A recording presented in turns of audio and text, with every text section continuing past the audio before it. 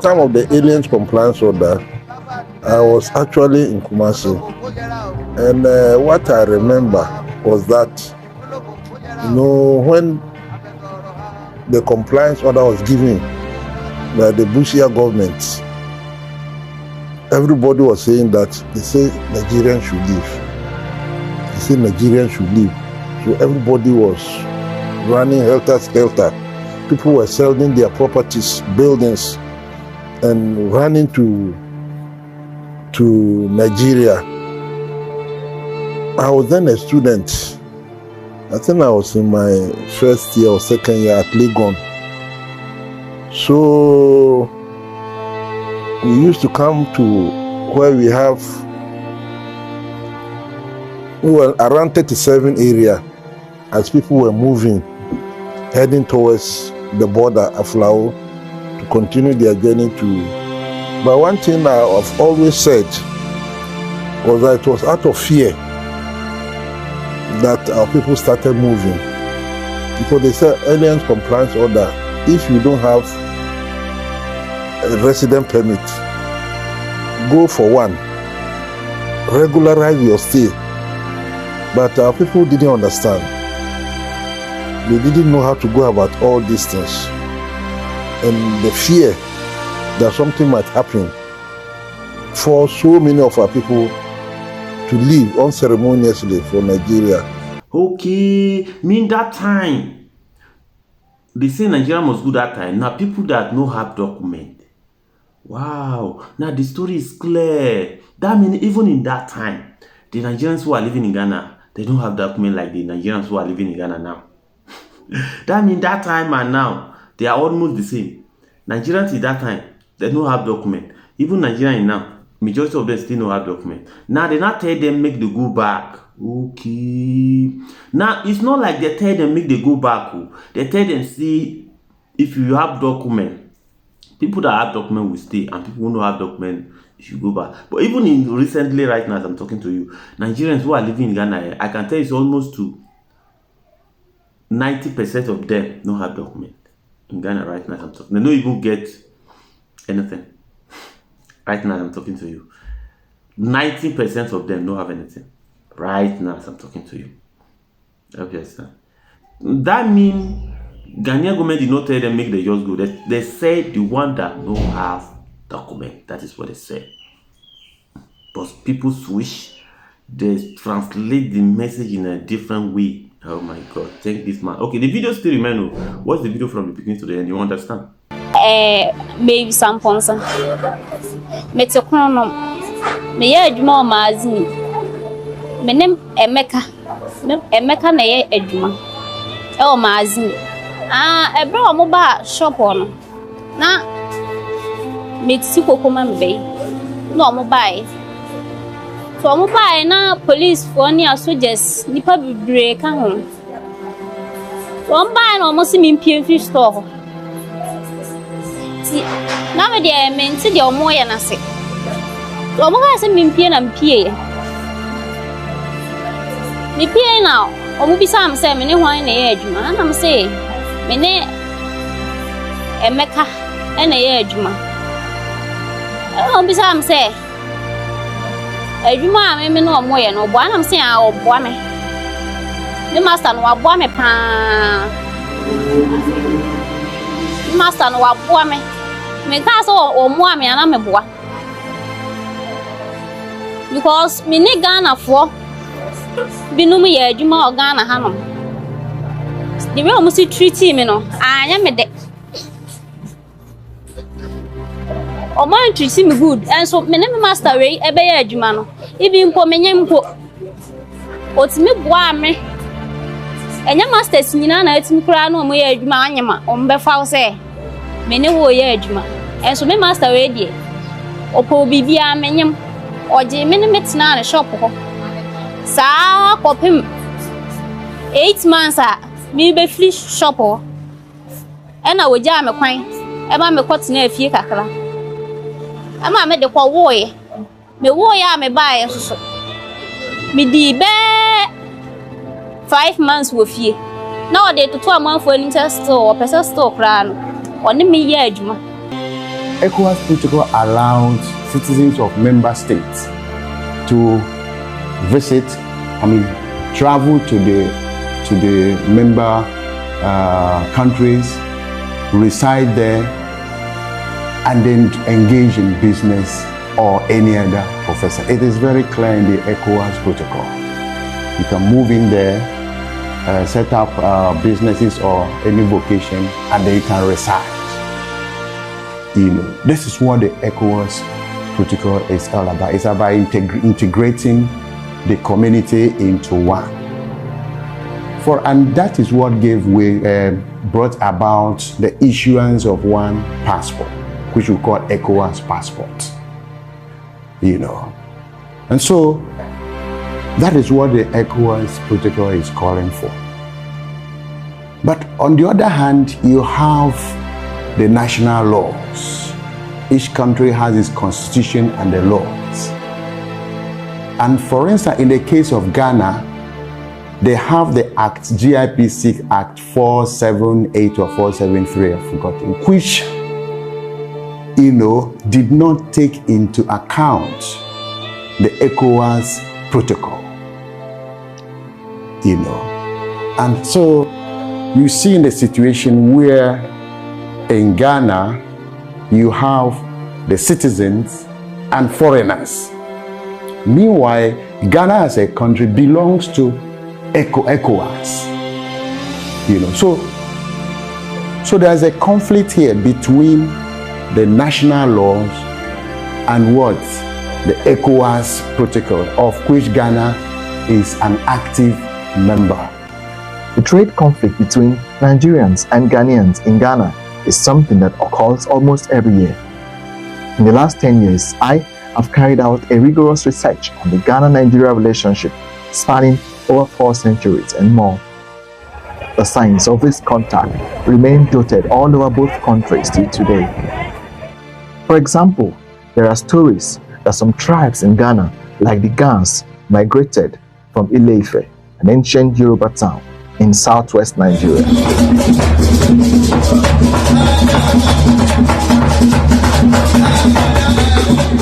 A narrative widely believed by a large section of the Ghana people who even in recent times have visited Nigeria to pay allegiance to the Oni of Ife.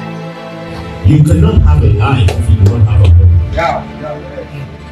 Now that I'm here to connect with the source, I believe. Loaded quarters. It is still there in Ife. We didn't change the name. We didn't change the same way, the same mannerism. The people that are still there, you will feel validation of your blood. They are still intact. I want to tell you today that you're welcome home. Yeah, the Gans of Laboni, for example, call themselves Bonnie. You see, like they believe they move from Edo area. Edo, as in Nigeria is now, they call them Benin people or Benin Republic. They come from that particular area, and so they believe that they come from Bonny area in Edo kingdom in the past. And the Edo kingdom has historical connection with the Yoruba kingdom. I have read a lot of Nigerian history, and I know how they narrate the history of how the Edo prince left from the Ile-Ife to the Edo area, a kingdom they used to call Igodo, which is the Edo kingdom we know today. So for the for the Gans of Laboni, they believe they came from that particular area to stay in Ghana, and they are part of the Ghana people. Okay, the Ghana people in general, their migratory pattern shows that they came from Oyo Kingdom, and they don't miss word about it that their origin is from the Oyo Kingdom. Except that sometimes you have these Egyptologists who argue further that they move all the way from Israel, pass through Egypt, and then they pass through Ile-Ife, and then they move on to Ghana as it is. So every Ghanaian, when he asks him, he will tell you, I originated from Yoruba Kingdom. Even at the moment, the Special Advisor on Economic Affairs, Dr. Alulu, He's there with Dr. Baumia. He's a Yoruba front and back. Dr. Alolo. All these Chinese loan, he is the one drafting everything. There was an IGP, he also have been the Inspector General of Police, but the law does not allow somebody who's a little not that background. Chris Oyebisi, he was, yes, he became the Deputy IGP. He will have been the IGP. He is the first Commandant of Ghana Police. Talk about Sonny Thomas, a distinguished soldier. You know, talk about Dr. Garba. He was the last High Commissioner for Canada. He told us last week in Tamale that when they were in school and they finished the secondary school, he and John Mama, they went to Nigeria to seek admission at Lagos University. So when they went, they asked them, yes, you are from where? And he said, oh, I'm from Ogbomoso. Okay. John Mama, you are from where? He said, from Lagos. Okay, we will accept your this thing, but go and bring your tax clearance certificate from your parents. Say that is where both of them they fail, because he is an Ogbomoso man. He doesn't know anybody to go. He has not been going there. Neither John Mama. His stepfather is a Yoruba. His stepmother is a Yoruba. A Nigerian event in the Ghanaian capital, Accra. Speculative figures put the current number of Nigerians in Ghana above 1 million. Nigerians. Nkrumah, as we know him, is a Pan-Africanist, and his Pan-Africanism consciousness developed while he was a student in Lincoln. And as you know, one of the people that had influence on Nkrumah going to Lincoln University in the United States was Dr. Nnamdi Azikiwe. As we know, Azikiwe came to Gold Coast in the 1930s, and he was the editor of a newspaper called West African Pilot. With this newspaper, or African Morning Post, that was the newspaper's name. And in this newspaper, Azikiwe actually influenced Gold Coast political consciousness, especially the young students who were in secondary schools, and also the returned Gold Coast diasporans who have come to fight for nationalism. So as a result, Nkrumah was also informed by Azikiwe's knowledge and consciousness about America. So Nkrumah went to Lincoln to study, and there he was also chanced to experience the Calabar activities, the racism, the apartheid of a sort in in the US. So as a result, Nkrumah had to even move to UK to come for his law degree and even PhD. So what happened was that Nkrumah got that opportunity in UK to be part to that organized what is called the Pan-African Congress, the fifth one, also known as the Manchester Congress. He was there, and he was with many other people who came there to join to help for that particular Manchester Conference to come into fruition. Within the 15th and the 16th century, traders from mainly northern Nigeria had already established contact with the Akan tribe in Ghana to buy gold. I'm right here at the Manche Palace Museum. This is actually the first place where the first king of the Ashanti Kingdom lived. This place plays a significant role in the first recorded history between Nigeria and Ghana. In 1873, when the Ashanti Kingdom had fought hardly against the British colonial rule in Ghana, it was the Global Hausas that the colonial government mobilized from Nigeria, known as the Hausa militia, to join them to be able to defeat the Ashanti Kingdom. It was difficult for them to have done so without that mobilization. So when we talk about the Hausa Fulani that come to Gold Coast, as I told you earlier, there was a trade which spanned from the 1700s, where the Hausa Fulani traders were trading in Kola North from Kanu to Salaga. Salaga is in the northern part of Ghana, and that is where the Kola North trade was. So the Hausa traders come all the way from that place. Now, when Asantis conquered the northern territories around 1750s, some of the Hausa traders and scholars who were trading there were captured, and they were brought to the Asante-Hene's palace. And some of them became the scholars that were writing Asante-Hene's household history. So if you go back to history, even before the British brought the Hausa soldiers to come and fight from Nigeria, to come and fight in the 1824 Battle of Akatamanso. That is where they came in to fight. So they came to fight in 1824 for the British and other southern Akan states who fought against the Ashantis in 1826. In that fight, the Ashantis were defeated. And so the Hausas who were there, some of them were made to stay in Cape Coast originally. So they stayed in Cape Coast in Central Region, where they were made to be used to start what is called the Gold Coast Constabulary. That is the police. So the Gold Coast Police apparently was started with the House of Fulani warriors that came to fight for the British. And the Yoruba started coming to Ghana, to Gold Coast, well over 200 years ago. There is a history that there was a time when the Ashantis even go for the Yorubas to come and help them to defend them during some wars. That is the Oyo Consuetary, the Oyos, the mercenaries from Oyos. But coming down here now, it became official when the British came down to Gold Coast and they wanted to build some castles and forts and do some other forts. They realized that the natives are not willing, they are not cooperative. Every day there's one excuse to the other. So decided to go to Nigeria to recruit labor from Nigeria. So they went and recruit the labor from the Nigeria.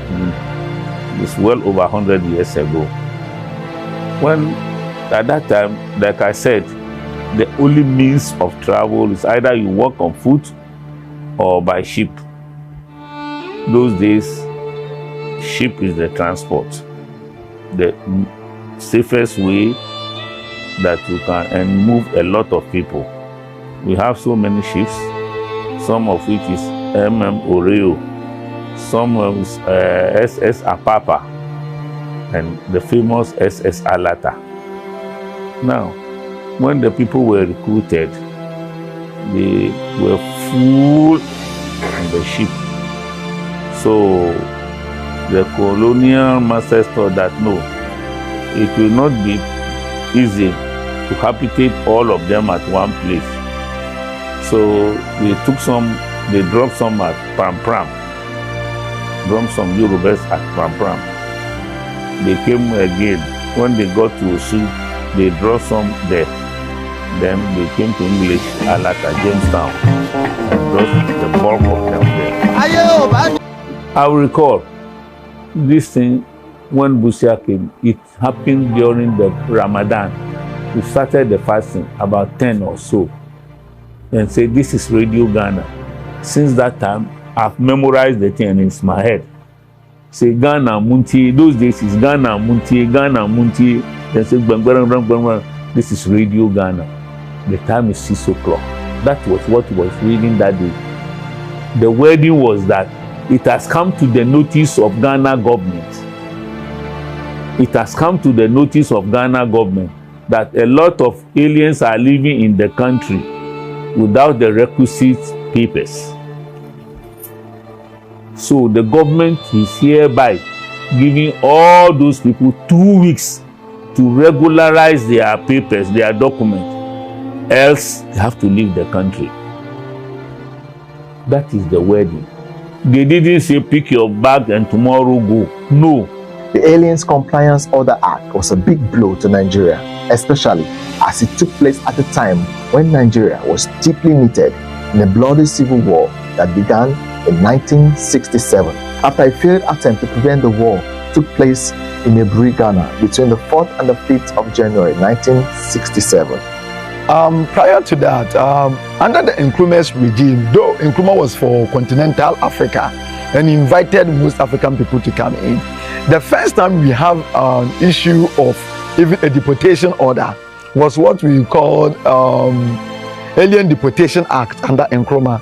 Okay, this was around 1958, where certain erring elements in the country became opposition elements, and they were financing opposition parties. So Nkrumah came out with alien deportation order, and the first people that affected were some of the northern Hausa people who have come to stay in Ghana. So there was a party called Muslim Association Party, MAP, and one of the leaders was Alhaji Baba and Otman and Co.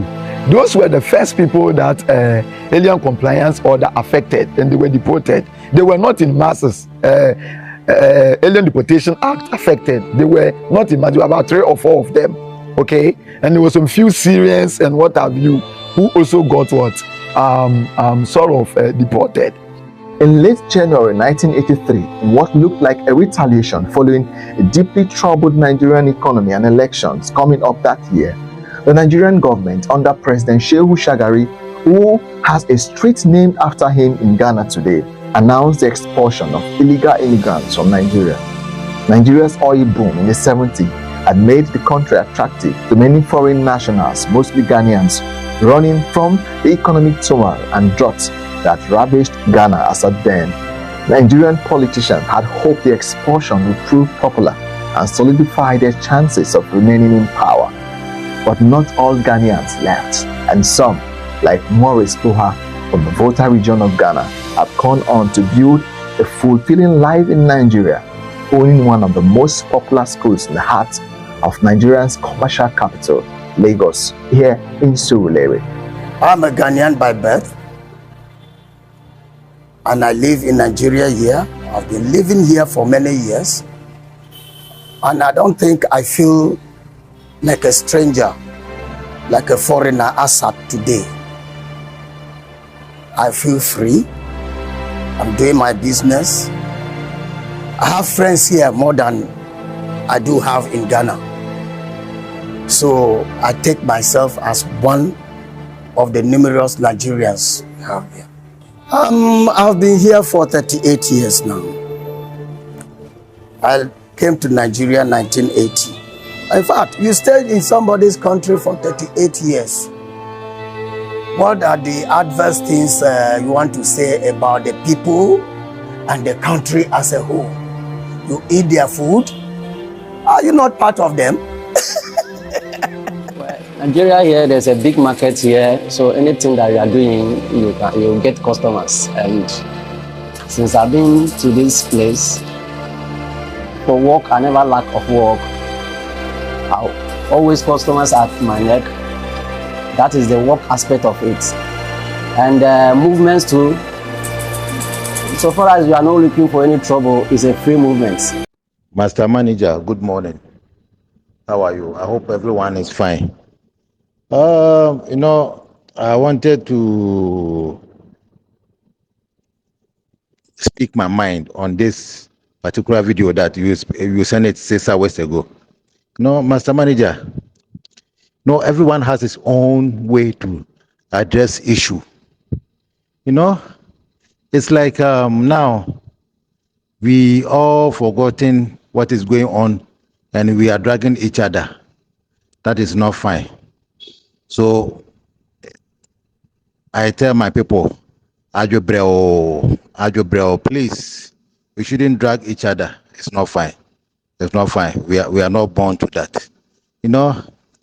Our elders say when heavy fight is in place, we have a heavy what do you call it? Okay, family tree. Say you say ntokwaden sorry ah. Yeah, the mpataden din no. Why am I saying this? Say bibi ango kan papa. Papa enso enye trade. Why bibi go kan papa? Bibi go kan papa. Papa is a palm tree. If that thing did not, if there's nothing did not hit the palm tree, the leaves, it will not make noise. It's from Nigerians. Some of them, like Igbos and whatever that you guys are explaining, they are the one making this. But I'm telling my people, please, I'm begging you, we shouldn't drag each other. and let's continue to love each other. And those people that they are insulting us, they are insulting Ghanaians, we need to face them squarely. But I see a lot of people that they wanted to bash this man that is insulting them. You know, everyone has his own way to address issue. Some people will go in for diplomatic way. Some people also go in for Takashi.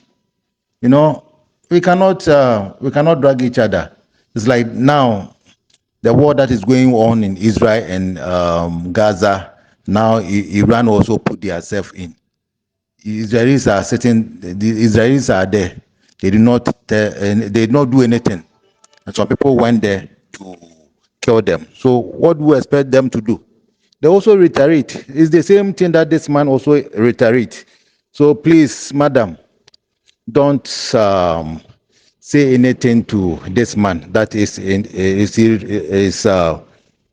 insulting them, because I know you are not doing this to anyone that is insulting you.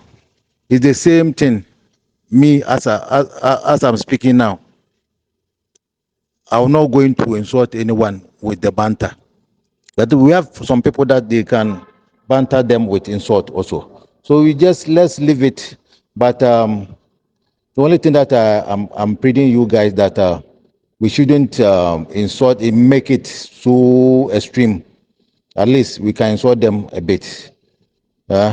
So that's my words. So my people, please don't mama yen drag ye ho. Why me pamocho bebre. Pamocho be me am say Ghana for the buade. I know Ghanaians, we are so respectful. We are so, baby ebe ko bia no. Baby ebe ko bia no. Ye ho dwo. Nti omo pay asem.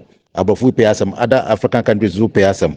So please, my people, please, I'm begging you in the name of God, don't let insult each other. And let's see how Mr. Manager to solve this issue. And, Mr. Manager tried to make good for his own people, but, their people did not ready to receive Mr. Manager. So please, I just want to appreciate everybody because I have a lot of audio voice, but I don't just want to mix it with this one. Yes, because the audio voice also have their own messages, and maybe I'll release them tomorrow because I have audio message. Somebody sent me a message from Libya, and what is currently happening in Libya. I think you will see that one in my next video or in my second video. I'll release that one. Yeah, because this one may be different video. I can't add those audio to this one because that one also have their own messages. God bless everybody. My name is Master Manager Nigerian. I just want to appreciate everybody. Thank you for your supporting, your kindness, and everything.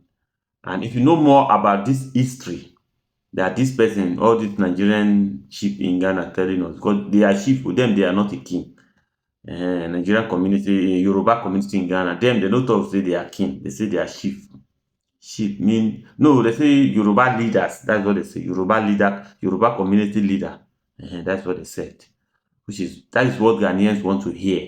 They don't want to hear say king. But Yoruba people said Yoruba community leader. They did not say Igbo king or Nigerian king in Ghana. They say Yoruba community leader. That's what they say. Those people. But these people don't tell. These people even get the really history of Ghana. They tell you say the Yoruba community leader. God bless everybody. My name is Master Manager Nigerian News. If you want to reach out to me and if you want to comment to all those things, if you know more about it and you want to acknowledge us, we are waiting for you. I'm waiting for your audio. God bless you and bye bye for now.